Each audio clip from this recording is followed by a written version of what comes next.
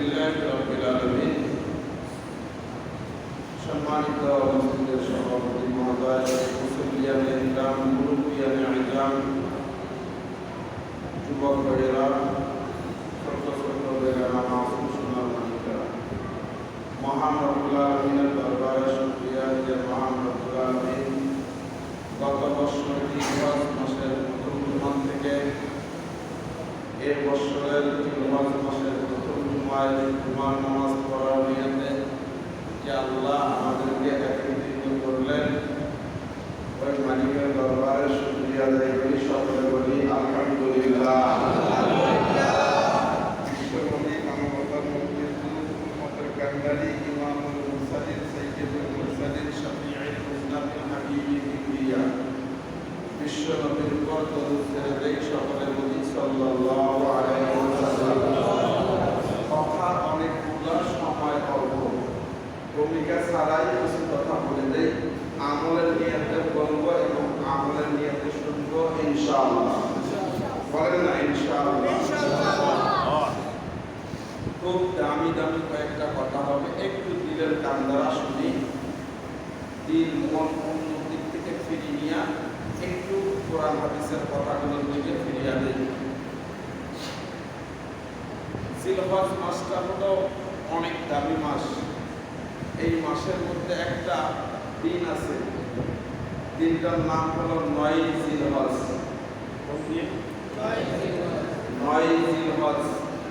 9 জিলহজ আল্লাহ তাআলা একটা জায়গা নির্ধারণ করে দিয়েছেন। এই জায়গাটার মধ্যে যে ব্যক্তি দোয়া করবে আল্লাহ তার দোয়া কবুল করে দেবেন। 9 জিলহজ মাসের অনেকগুলো আমল আছে, তার মধ্যে ছোট্ট একটা আমল করে দেবে। এই জিলহজ মাসের যদি কোনো ব্যক্তি কোরবানি পর্যন্ত মোষ, দাড়ি, চুল, হাতের নখ, গুপ্তস্থান এগুলো কোনো কিছু কাটবে না, কোরবানির পরে কাটবে। যদি যারা কোরবানি দিবে তারাও, যারা কোরবানি দিবে না তারাও। হুজুর লাভ কি? লাভ হলো এই আমলটা যদিও নফল, যদি কোনো ব্যক্তি এই আমল করে তাকে কোরবানির পরিমাণ সওয়াব দান করা হবে। কথাটা কি বুঝছেন আপনারা? খুব খেয়াল করতে হবে। আজকে ওয়াজ না, আজকে হবে কিছু মাসলার কথা। প্রত্যেকদিন ওয়াজ করা যায় না, ঠিক না? বিশেষ কিছু দিন আছে শুধু মাসলার কথাগুলো বলা হবে। এই জন্য বলছি যে কথা অনেকগুলো, সময় অল্প, খুব দিলের কান দ্বারা কথাগুলো শুনব। তাহলে যদি কোনো ব্যক্তি ঈদুল আজহার চাঁদ দেখা গেছে, ঈদুল আজহার চাঁদ উঠেছে, এই 9-10 দিনের মধ্যে কুরবানির আগ পর্যন্ত হাতের নখ, মোষ, দাড়ি, চুল, গুপ্ত স্থান এলা কাটবে না, কুরবানির পরে কাটবে। যদিও আমলটা নফল, তাকে কুরবানি করার পরিমাণ সব তার আমল নয়। যে কুরবানি দিবে সেও করতে পারবে, যে কুরবানি দিবে না সেও করবে। কুরবানি একটা ইসলামের বিধানের মধ্যে এটা একটা বিধান।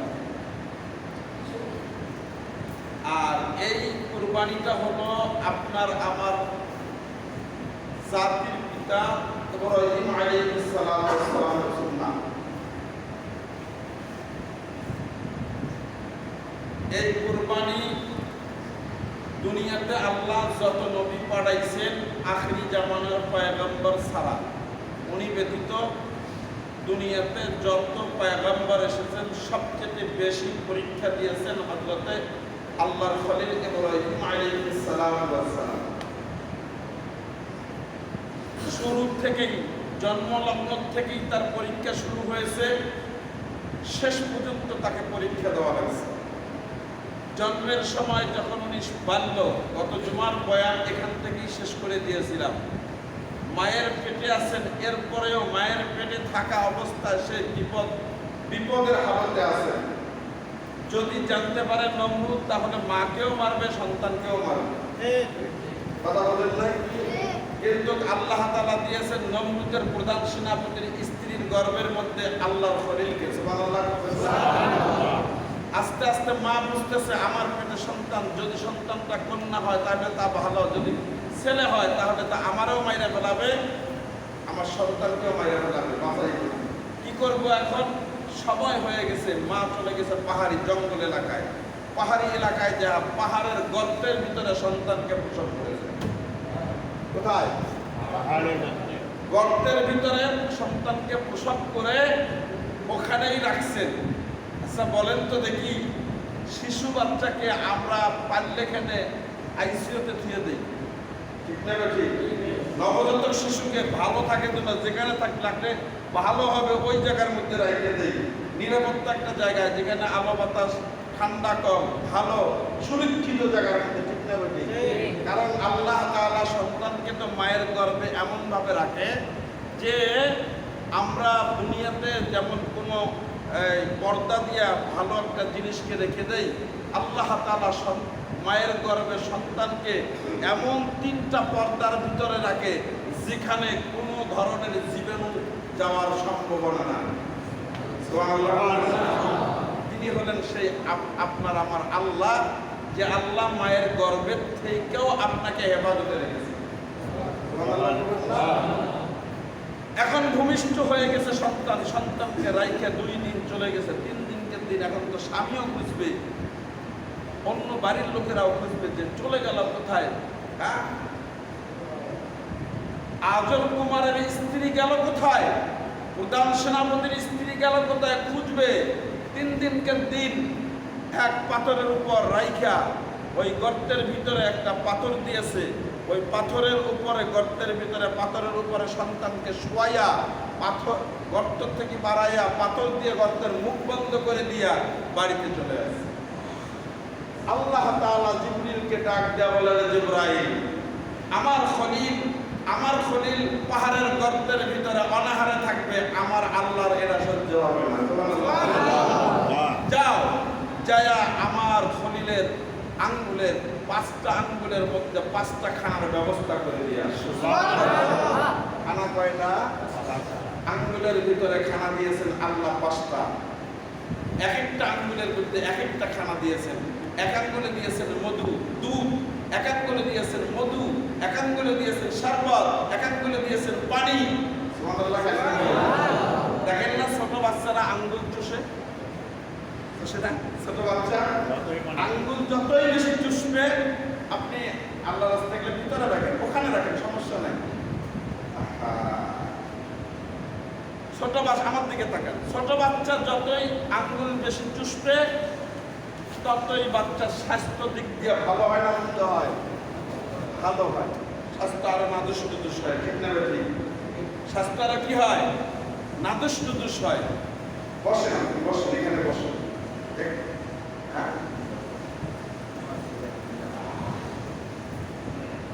বাচ্চা আরো নাদুস নুদুস হয়। আল্লাহ তাআলা সেখানে আল্লাহর খলিলের আল্লাহ ব্যবস্থা করে দিলেন, ওই গর্তের ভিতরেই আঙ্গুলের ভিতরে খানার ব্যবস্থা করে দিয়ে জিবরিলকে বলল, জিবরাইল, আমার খলিলকে দেখে রাখো, কোনো ধরনের যেন বিষাক্ত কোনো প্রাণী তাকে আক্রমণ করতে না পারে।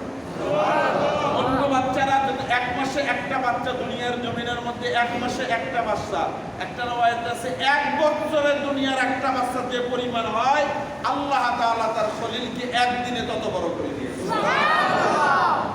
খলিল এবার বড় হয়ে গেছেন, চলে আসছেন, দেখে যে বাবা মানে সব বোঝেন বালক হয়ে গেছেন। বাবা দেখে যে মূর্তি পূজায়, অগ্নি পূজায়, হ্যাঁ, শিরিকের মধ্যে লুকানো। এবার খলিল চিন্তা করছে, মনে হয় এটাই খোদা, এভাবেই খোদা মানতে হয়। কিন্তু এবার নবীওয়ালা মেধা, তো নবীওয়ালা মেধা, আল্লাহ তো এই মেধাই দিয়েই ছেড়ে দিছে দুনিয়াতে। কিন্তু তারা যদি আগুনের পূজা করে, এই ফুলের পূজা করে, সূর্যের পূজা করে, সূর্য আগুনকে বানাইলো কে? এই সূর্যকে বানাইলো কে? তারকাকে বানাইলো কে? এই সূর্য চন্দ্রকে বানাইলো কে, দিনকে বানাইলো কে, রাতকে বানাইলো কে? এগুলা যে বানাইছেন তারও তো একজন মালিক আছে না নাই? সুবহানাল্লাহ কবেন না? আল্লাহর খলিল চিন্তা করে না এটাকে পূজা করা যাবে না, কয় যে না যেহেতু সূর্য ওঠে এটাই মনে হয় খোদা, ডুবে গেছে কয় না এটাও খোদা না। এবার দেখে যে চন্দ্র উঠেছে, দিন শেষ, রাত হয়ে গেছে, দেখে যে চন্দ্র উঠেছে, মনে করছে এটাই খোদা, দেখে যে চন্দ্র ডুবে গেছে, বলছে না এটাও খোদা না। তবে এই চিন্তা করতে করতে পট করে মাথার ভিতরে ঢুকে গেল আমি আমার খোদাকে পেয়েছি। إني وجهت وجهي للذي فطر السماوات والأرض حنيفا وما أنا من المشركين। এই চন্দ্রকে যে উঠায় আর যে চন্দ্রকে অস্ত নিয়ে যায়, সূর্যকে যে উঠায় যে সে অস্ত নিয়ে যায়, গোটা জগৎকে যে লালন পালন করে, গোটা জগৎকে শাসন করে, গোটা জগৎকে যিনি সৃষ্টি করেছেন উনি হলেন আমার সৃষ্টিকর্তা। আমি শিরিক করি নাই, আমি শিরিকের অন্তর্ভুক্ত নই। এই চন্দ্র সূর্য নক্ষত্র যা কিছু আছে এগুলো যিনি বানাইছেন উনি আমাকেও বানাইছেন, উনি হলেন আমার খোদা। সিজদা আর পূজা করলেই তারই করতে হবে। সুবহানাল্লাহ। এবার এই খবর না নমরুদ শুনিয়া মাথা নষ্ট হয়ে গেছে। আমি সংক্ষিপ্তভাবে কথাগুলো বলে যাচ্ছি, লম্বা আলোচনা সংক্ষিপ্ত মানে মেন কথাগুলো বলে যাচ্ছি। নমরুদ এবার চিন্তা করতেছে সর্বনাশ, এর তো আমার সেই স্বপ্নের সন্তান, স্বপ্নে আমি যাকে দেখেছিলাম সেটাই এইটা, একে তো সিস্টেম না করলে হবে না। কেমনে সিস্টেম করবে, কেমনে সিস্টেম করবে?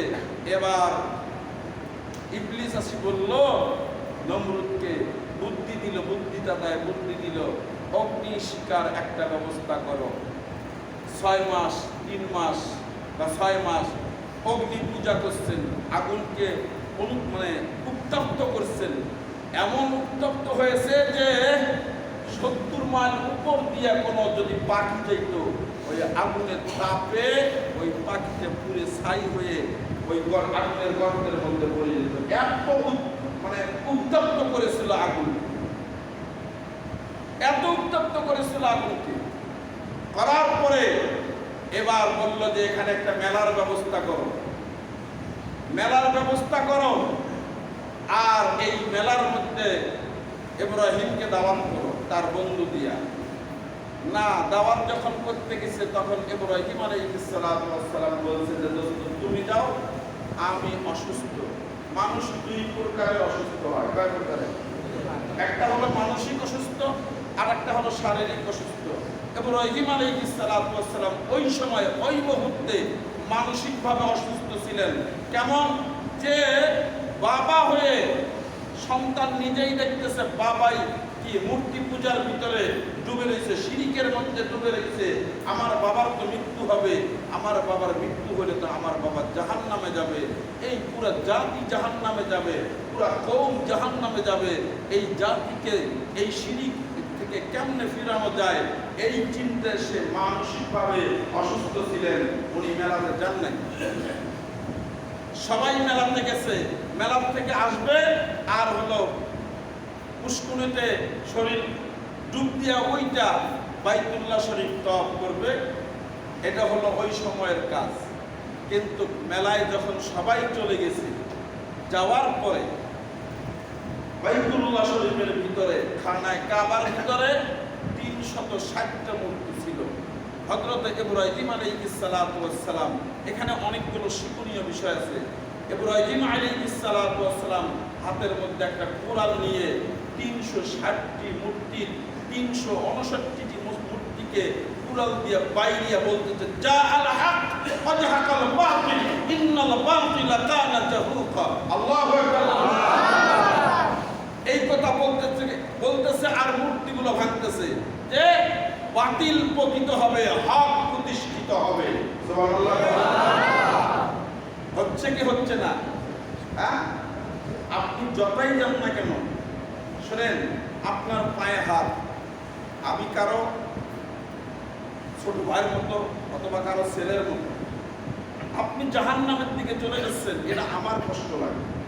কারণ হলো আমি দেখতেছি আপনি জাহান্নামের দিকে চলতেছেন, আমি দেখতেছি। আর জাহান্নাম যে কি ভয়াবহতা এটা আপনি বুঝবেন না, কারণ আপনি ও কিতাব পড়েন নাই, শুধু শুনছেন। একটু যদি কিতাব পড়তেন তাহলে কেন আপনিও যাইতেন না। জাহান্নাম যে কি জিনিস, কবরের দুনিয়ার থেকে যখন কবরের জগতে যাবেন, কবরকে যদি সাজাইতে না পারেন তাহলে এই কবর আপনার জন্য যে কত ভয়াবহতা হয়ে দাঁড়াবে এটা আপনি কল্পনা করতে পারবেন না, এটা আপনি কল্পনা করতে পারবেন না। আপনার এই বডির কোনো দাম নাই, এই বডি তো মাটি খেয়ে ফেলাবে, এই বডি তো পোকামাকড় খাবে, কিন্তু আপনার নাম আব্দুল্লাহ, আব্দুল্লাহটার বিচার হবে। আপনার নাম আব্দুল্লাহ, আল্লাহর রূহ, আপনার আব্দুল্লাহ আপনার নাম, এটারই শাস্তি হবে। যে শাস্তি আব্দুল্লাহ যদি আপনার দেহের ভিতরে না থাকে তাহলে এর দেহের কোবায়া কোবায়া টুকরা টুকরা করবে। আপনি কি বলতে পারবেন? কথাটা বোঝেন নাই আমার? আপনাকে টুকরা টুকরা করবে। গরুটা যখন জবাই করে, যখন পর্যন্ত গরুটা জবাই করে নেই, রূহ আছে শরীরের ভিতরে, এতক্ষণ পর্যন্ত আপনি এক টুকরা গোস্ত কাটিয়ে দিতে পারবেন? ও জান থাকা অবস্থায় পা দিয়া হাত দিয়ে যেমনি করে হোক বুঝায়া আপনাকে ওখান থেকে সরাবে, কিন্তু যখন জবাই করে দিবেন ওর রূহটা চলে যাবে। ভাই সুন্নতের নিয়ে দেখা করছেন কেন? আমরা তো সুন্নতের সময় নেই, ঠিক না ভাই? যখন ওর রূহটা বাহির হয়ে যাবে আর শরীর থেকে রক্তগুলো ক্ষরণ হয়ে যাবে তখন আর ও কিছুই বলতে পারবে না। হ্যাঁ, এখন এর গোস্তগুলো যেমনে মন চায় হেমনে আপনি কি কেজি কেজি কেজি করে বিক্রি করতে পারবেন, খাইতে পারবেন, যা মন চায় তার দেহ থেকে এক টুকরা কাইটে নিয়ে খাইতে পারবেন। তার মানে হলো মূল জিনিস হলো রূহ। রূহটা হলো মূল জিনিস। আব্দুল্লাহ আছে, যতক্ষণ আব্দুল্লাহ জীবিত আছে ততক্ষণ আব্দুল্লাহ আছে। আব্দুল্লাহ শেষ, রূহ বাহির হয়ে গেছে, এখন আব্দুল্লাহ লাশ। এটা দরিয়ায় ফেলে দেন, কবরে দেন, যেখানেই রাখেন না কেন, মূল জিনিস যেটা চলে গেছে এটার বিচার হবেই। সেটা ভালো অথবা মন্দ, হয় জান্নাতে চলে যাবে অথবা কি জাহান্নামে চলে যাবে, হয় সাব্বিষ্টতাকে দংশন করবে অথবা কবরটার মধ্যে তাকে ফুলের গালিচা দিয়া স্বাগতম জানাইয়া তার শান্তির ব্যবস্থা করে দেবে কিয়ামত পর্যন্ত। সুবহানাল্লাহ। তা এখন সবাই চলে গেছে, মূর্তি ভাঙ্গে বানাইছে, এবার সে চুপচাপ যে আল্লাহর খলিল শুয়ে রয়েছে। এবার দেখে আয়েশা দেখে যখন তওয়াফ করবে, সবাই আয়েশা দেখে উলঙ্গ অবস্থায় তওয়াফ করতেছে, দেখে যে মূর্তি সব ভাঙা, ঘরের মধ্যে মূর্তিটা চলে গেছে, রাজার কাছে যা বিচার দিচ্ছে সর্বনাশ হয়ে গেছে। 360টা মূর্তির একটাও নাই, সব ভেঙে ফেলেছে। 360টার থেকে বর্তমান মূর্তির বর্তমান দেবতা হলো প্রায় 30 কোটির উপরে। 360টার থেকে নমরুদের জামানায় ছিল 360টা দেবতা, আর এখন দেবতা এখন সৃষ্টিকতা হয়ে গেছে প্রায় 30 কোটির উপরে। পারছে না কমছে? পারছে না কমছে? খালি বাড়ে হবে। আর আপনার আমার সৃষ্টিকর্তা কয় গেল? লাশ যার কোনো শরীর, বাস আপনি ইমানদার, আপনি জান্নাতি। মান ক্বালা লা ইলাহা ইল্লাল্লাহ দাখালাল জান্নাত। সুবহানাল্লাহ। কালিমা পড়ছে, বিশ্বাস করেছে আল্লাহ জান্নাত দিয়েই দিবে। 2 দিন আগে পরে গুনাহ করছে, শাস্তি ভোগ করার পরে যাওয়া।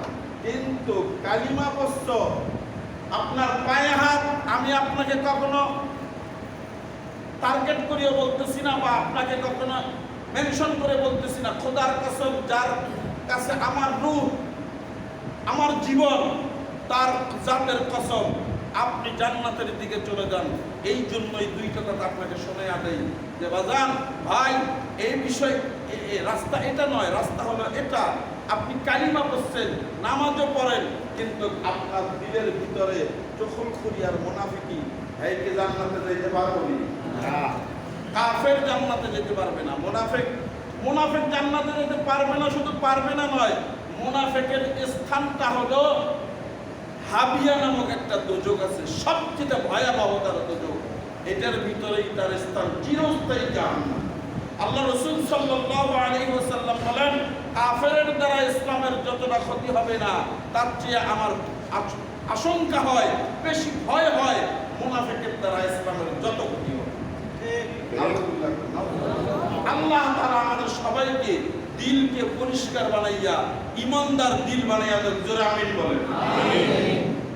এবার দেখে যে মূর্তি নাই, বিচার দিচ্ছে কে কাম কে করতে পারে, গবেষণা করে বের করে দেখে যে এরা আজরের সন্তান ছাড়া আর কেউ করতে পারে না। কারণ হলো বোঝার পরেই বাপের সাথে সে টক্কর দেওয়া শুরু করছে যে বাপ্পা এগুলো কি বানাও, এগুলা তো মূর্তি হতে, এগুলা তো প্রভু হতে পারে না, যে প্রভু কথা বলতে পারে না। ঠিক না বেটি? অতএব এ কাম ভয় করছে, কোথায় আছে খুঁজে নিয়ে আসো। খুঁজে নিয়ে আসলো বিচারের ফায়সালা আগুনের মধ্যে ফেলে আসবে। কোথায়? আগুনে ফেলে দেবে। ওই যে শয়তান, তাকে পণ্ডিত মশাই বলে গেছে তুমি অগ্নি পূজা করে আগুনকে উত্তপ্ত করো, এমন ভাবে করো যে তার শাক লাগলেই যেন সে গলে দেয়, এরকম ভাবে আগুনের তাপকে তুমি তীব্রতা বাড়িয়ে দাও। এবার বাড়ানোর পরে এবার ফায়সালা হয়ে গেছে আগুনের মধ্যে ফালাইয়া দেবে। চরকি বানানো হয়েছে, কারণ হলো চরকি এই জন্যই বানাইছে আগুনের পাশে যাওয়ার মতো কোনো ব্যবস্থা নাই, দূর থেকে তাকে ফালাইয়া দিতে হবে। এই জন্য দেখেন না মাঝে মাঝে এলাকার মধ্যে মেলা বসে, চরকির মধ্যে ওঠে কি ওঠে না, এই চরকির মধ্যে ওঠে মানুষ ওইটা আনন্দ করে।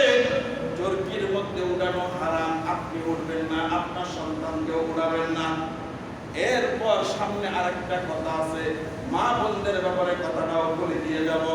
চরকিতে উঠবেন না, চরকির মধ্যে বানা হয়েছে, এবার চরকির থেকে চটকা দিয়া ফালাইয়া দেবে আগুনের ভিতরে। কে ফালাবে? কেউ সাহস পায় না, কিন্তু দেখেছে না। এবার যখন চরকিতে উঠাইছে, চরকির রশি ধরে টান দিছে, কিন্তু আল্লাহ তাআলার খলিলকে আগুনে ফালাইয়া দেবে। আল্লাহ কি চুপ করে রয়েছে নাকি? এই চরকির রশি ধরে টান দেয়, চরকির রশি চরকি নড়াচড়া করে না। কারণ কি? কারণ হলো আল্লাহ খলিল পবিত্র পবিত্র ফেরেশতারায় চরকিটাকে আটকায়া ধরে রেখে দিয়েছে। আল্লাহ খলিলকে এসে বলতেছে, ও আল্লাহর পয়গম্বর, আমি ফেরেশতা জিবরাইল, অনুমতি যদি দেন তাহলে নমরুদের আগুনকে সাগরের পানি দিয়ে আমি একবারে শেষ করে দিতে পারি, নিমিষেই আগুনগুলোকে নিভিয়ে দিতে পারি, আপনি যদি অনুমতি দেন। আল্লাহর খলিল ডাক দিয়া বলে, রে জিবরাইল শোনো, তোমাকে কে বানাইছে? তাই আল্লাহ। আমাকে কে বানাইছে? তাই আল্লাহ। আগুনকে কে বানাইছে? তাই আল্লাহ। আমাকে নমরুদ আগুনের মধ্যে ফালাইয়া দেবে। আল্লাহ কি দেখতেছেন কি দেখতেছেন না? জিবরিল ডাক দিয়ে বলে, দেখতেছেন। বা আল্লাহ যদি দেখতে থাকে, তুমি জিবরাইল কেন এসেছো? আমাকে হেফাজত করলে আল্লাহই হেফাজত করবে। তুমি আসছো কেন? তুমি আসতেও বলি নাই। চোরটিকে ধরবে, কেউ ধরার মতো নাই। এভাবে চারজন ফেরেশতা এসেছেন, চারজনেই ফেরত চলে গেছেন। লম্বা ঘটনা আমি সংক্ষিপ্ত করে বলতেছি। চোরটিকে ধরবে জিবরিল। এবার ওই মিস্টার ইবলিস বলতেছে, কিয়ামত পর্যন্ত চোরকির রশি ধরে টানলেও চোরকিটাকে নড়াইতে পারবে না। কারণ কি? ফেরেশতারা এটা আটকে দিয়ে আছে। এই ফেরেশতাদেরকে সরাইতে হলে আমার কাছে বুদ্ধি আছে। কি বুদ্ধি দাও? বুদ্ধি হলো কিছু বেগানা, কিছু কুমারী মেয়েদেরকে নিয়ে আসো এই মেলার ভিতরে। আনার পরে কিছু পুরুষকে, অবিবাহিতা কিছু যুবক নিয়ে আসো। দুই যুবক যুবতীদেরকে এক জায়গায় মধ্যে ফালিয়ে দাও। দেওয়ার পর বলে দাও, তোদেরকে আমি উন্মুক্ত করে দিলাম। এরপর এই যুবক আর যুবতীর মধ্যে দুজনের মধ্যে মিলন হয়ে যাবে। দুইজনেই নাপাক হয়ে যাবে।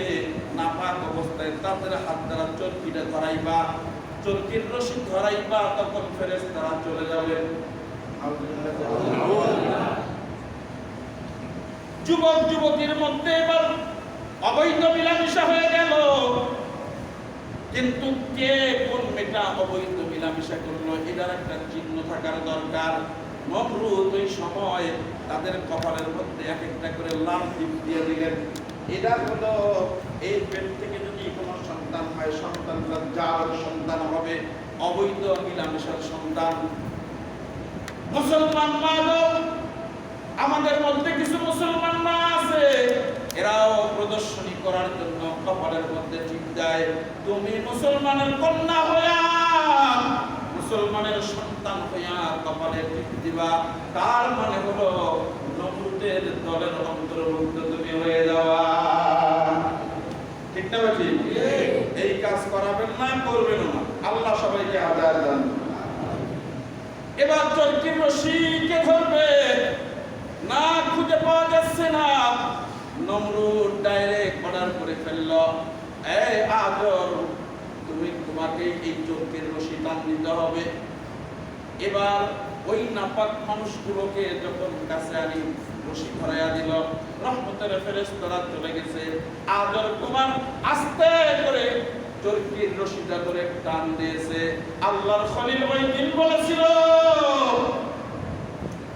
দুনিয়ার জমিনের মধ্যে আমার সবচেয়ে বড় কষ্ট লেগেছে, সন্তান যদি বিপদের মধ্যে পড়ে যায়, মা বাবা সর্বপ্রথম আগায়া যায়। ঠিক না বেটি? সন্তান চুরি করে যদি এরপরে উল্লাস স্বরূপ খায়া বাবা সন্তানকে উদ্ধার করার জন্য চলে যায়।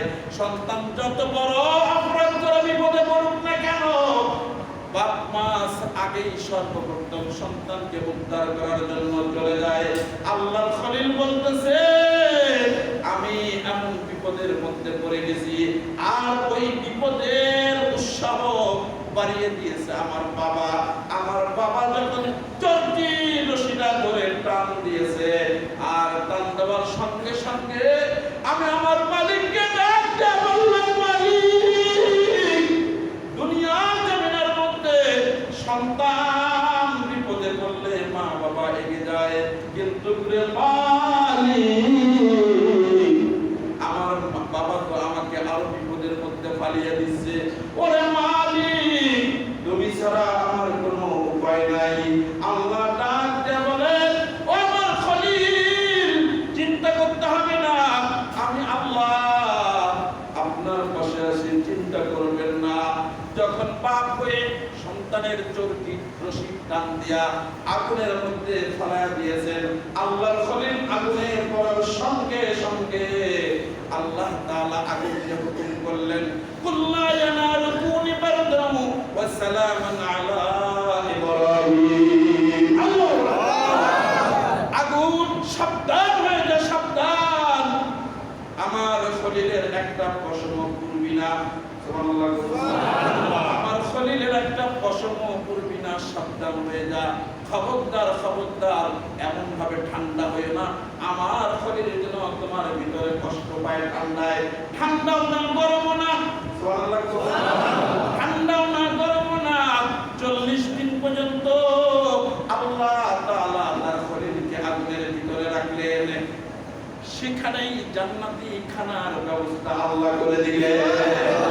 আমরা তো তারই সন্তান, আমরাও যদি ওই রকম ইমানদার হতে পারি, আপনার আমাকেও আগুনে পুড়বে না।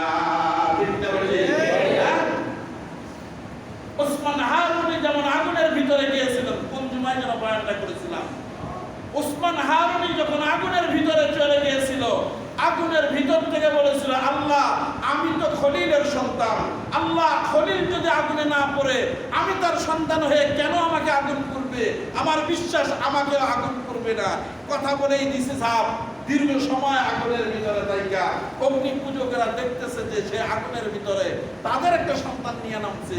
এবার দীর্ঘ সময় থাইকা ওখান আগুন থেকে আবার যখন বাহির হয়ে আসছে, সবাই অবাক হয়ে গেছে। এবার ওসমান হারুনি বলতেছে যে আগুনের মালিককে আমি তার পূজা করি, অতএব এই আগুনকে ওই মালিক আমার হুকুম করেছে, ওসমান হারুনিকে এই আগুন পুড়বা না, এজন্য আমার করে নাই, তোরা কোন হিসেবে আগুনের পূজা করো? কথা বলার সাথে সমস্ত অগ্নি পূজকদের চোখ খুলে গেছে। এবার সবাই ওসমান হারুনের হাত ধরে কালিমা পড়ে মুসলমান হয়ে গেছে। আল্লাহর খলিল আগুনের মধ্যে 40 দিন সেখান থেকে চলে আসলেন। আসিয়া এবার আস্তে আস্তে এক পর্যায়ে চলতেছে, দিন যাইতেছে, বিবাহ শাদী হয়ে গেল, সন্তান নাই। 99 বছর বয়স অথবা 120 বছর বয়স, হাজার 99 বছর বয়স, সন্তান নাই। এবার দোয়া করলেন, আল্লাহ রব্বি হাবলি মিনাস সালিহিন, আমাকে একটা সন্তান দাও। সুবহানাল্লাহ করবেন, আমাকে একটা নেক সন্তান দাও। আল্লাহ তাআলা পারেন কি পারেন না? পারেন।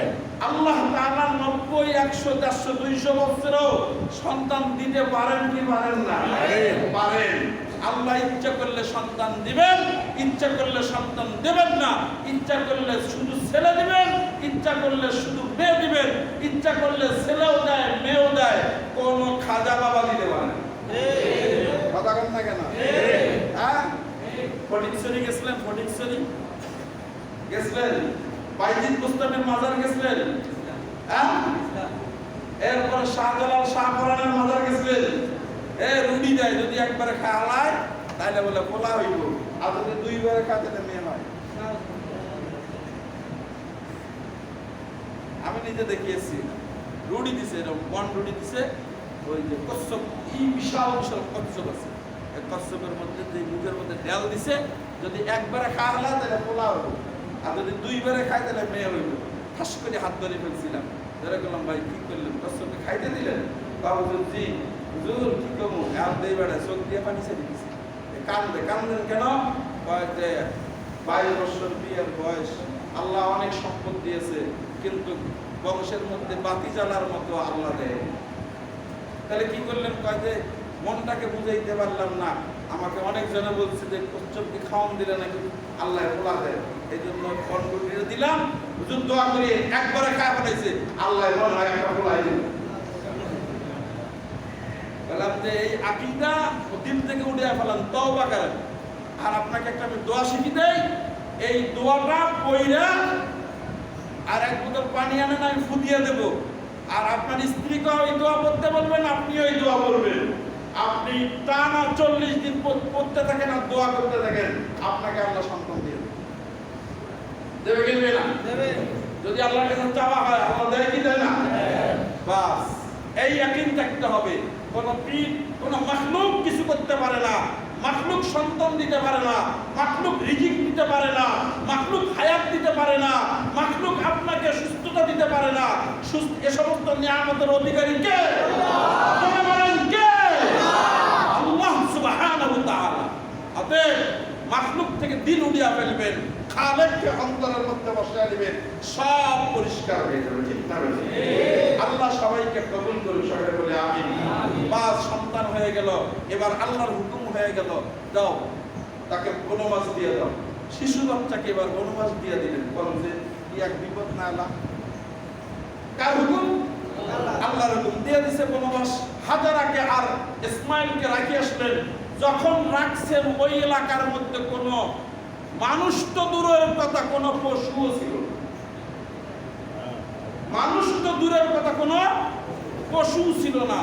এবার সময় সে যাইতেছে, বলে ও আল্লাহর খলিল, আপনি যে যাইতেছেন, আমার কথা বাদ দেন, আপনার ইসমাইলকে চিন্তার কথা আমি আপনাকে একটু বলে দেই। বলেন তো দেখি, আপনার ইচ্ছায় আপনি রাইকে যাচ্ছেন না আপনার মালিকের ইচ্ছায় হুকুমে আপনি রাইকে যাচ্ছেন? এতটুকু বলে দেন। আল্লাহর খলিল কোনো কথা বলেন নাই, শুধু শেষবারের মতো আঙ্গুলটা আসমানের দিকে দেখাইছে। সুবহানাল্লাহ করবেন না? আঙ্গুলটা আসমানের দিকে দেখিয়া বলছে, তার মানে হাজার আর বুঝতে আর বাকি নাই, হুকুম কার?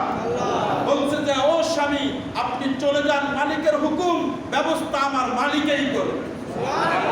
শিশু বাচ্চা নিয়ে হাজার আসেন, যতটুকু খানা ছিল সব শেষ হয়ে গেছে, খানার কোনো ব্যবস্থা নাই।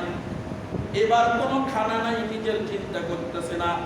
স্তন থেকে সন্তানের খাওয়ার মতো দুধ আসে না, সন্তানের ঠোঁট শুইকা গেছে, জবানটা জিহ্বাটা শুইকা গেছে। হাজারা চিন্তা করতেছে, আল্লাহ আমার খানার দরকার নাই, আমার শিশু সন্তানটার খানার ব্যবস্থা করো।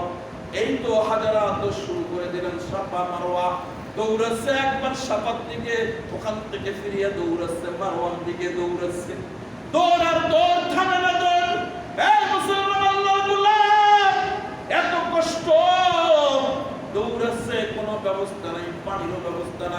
হঠাৎ করে ইশারা এসে গেল, কে যেন বলল তোমার পায়ের কুড়ালি দিয়া মাটিটা আঘাত করো।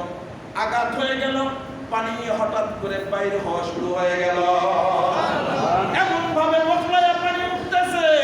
এবার হাজেরা বলতেছে থাম থাম, তার মানে হলো জমজম। সুবহানাল্লাহ বলেন। জমজম মানে থাম থাম, এত বুঝতে কম করে সুবহানাল্লাহ বলেন। পানির ব্যবস্থা হয়ে গেল, পানি খাইতেছে। এই মুসলমান, অনলি 7.5 ফিট গভীর জমজমের কুয়াটা, 7.5 ফিট গভীর। গোটা দুনিয়ার সমস্ত সেচ যদি লাগাইয়া জমজমের পানি তোলা হয়, কিয়ামত পর্যন্ত পানি আসবে, কোনোদিন পানি শুকাবে না।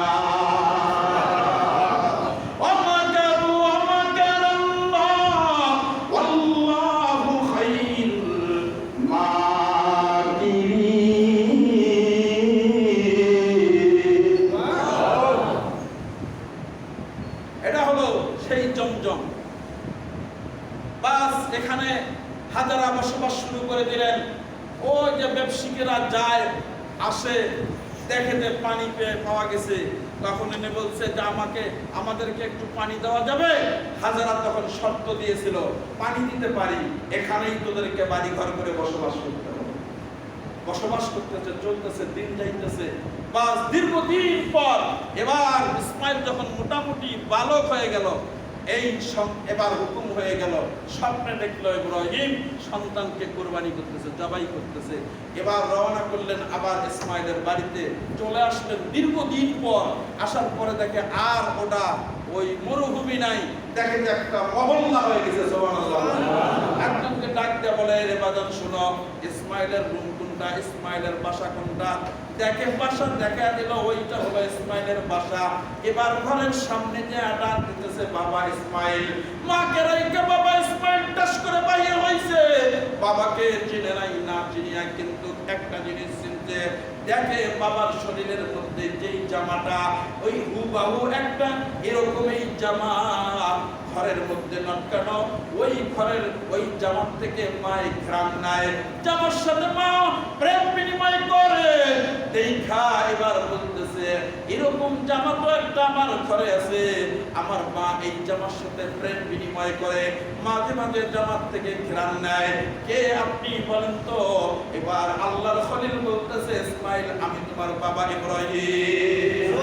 লাফ দিয়া চলে গেছে, যাবার পর সময় নাই। ভাইয়া বলতেছে, হাজারা শোনো, আমাকে সন্তানটা সাজিয়ে দাও, আমি একটু মালিকের বাড়িতে বেড়াইতে যাব। মালিকের বাড়িতে বেড়াইতে যাবে, সন্তান সাজিয়ে দিয়েছে। দুনিয়ার জগতের মধ্যে, দুনিয়া শুরু লগ্ন থেকে আজও অবধি পর্যন্ত এরকম কোনো হুকুম হয় নাই বাবা হয়ে সন্তানকে গলায় ছুরি চালাবে। এরকম হুকুম হয় নাই। মিনার বাজারে চলে গেছে, যাইতে হবে, গেছে। যাওয়ার পর বাবা এবার সন্তানকে বলতেছে, রে সন্তান, এই সন্তান, মালিকের হুকুম হয়েছে তোমাকে কুরবানি করার জন্য মালিকের নামে। এবার সন্তান বলতেছে ও বাবা, কোনো আপত্তি নাই, আমাকে সবর করে নেওয়ালার অন্তর্ভুক্ত পাবেন। মালিক যেহেতু হুকুম করেছে, জলদি করে আপনি কাজ সেরে ফেলে। বাপকা বেটা সিপাহী কা গোরা, বাপ যেমন সন্তানও। আল্লাহ তাআলা আমাদেরকে কবুল করুন, সকলে বলে আমিন। মুআজ্জাজ হাজিরিন, কুরবানি দিবেন, খুদালা কোনো প্রাণী নিয়ে কুরবানি করবেন না, খুদবিহীন কোনো খুদ যেন থাকে না। এরপর কুরবানি করবেন, ভাগে যদি করেন মাপ মতো দিবেন। এই 3 জন মিলে করতে হবে, 2 বেজোর ভাগ দিতে হবে। বিষয়টা এমন নয় আপনি 7 জনের মধ্যে 6 জন মিলে কুরবানি করতে পারেন, কোনো সমস্যা নেই। এরপরে এই জিলহজ মাসের মানে 9টা রোজা যে রাখবে, রমজানের এক এক রোজা করার সওয়াব আল্লাহ দান করবেন। যদি তাও না পারেন, 9 জিলহজ রোজাটা রাখবেন। কয় জিলহজ? 9 জিলহজ রোজা রাখবেন। 1 বছরের পিছনের গুনাহ আল্লাহ আপনারা মাফ করে দিবেন। সামনের 1 বছরের পিছনের গুনাহ আল্লাহ মাফ করে দিবেন। এই আমলগুলো আমরা সবাই করার চেষ্টা করব। আল্লাহ আমাদের সবাইকে কবুল করুন, সকলে বলে আমিন। প্রিয় হাজিরিন,